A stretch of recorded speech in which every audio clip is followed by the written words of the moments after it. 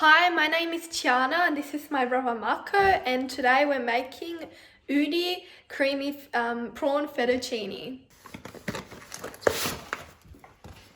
What does it say first? Okay. Read the cooking instructions in full before you start, and then place the Oodee pan on the stove burner at high heat. Add the sofrito mix and the prawns. Use the Oodee wooden spoon to stir all the ingredients and cook for 2 minutes.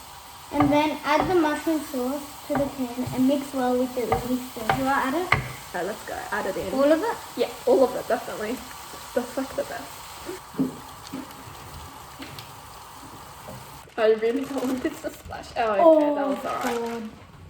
Lots of mixing to do. I'm gonna look at the next step while you mix that. Season with salt and pepper, mix to taste. Okay, we still have a lot of mixing to do, but this is so far. Mum is gonna love this. Yeah. And Dad. Use a pair of Oodee tongs to place the creamy prawn fettuccine into. Oh, that's the bowl. it. That was under 10 minutes. Wow. Okay, he's just putting the Parmesan cheese on. I can't believe you made this all by yourself. Really nice to have the night off from dinner.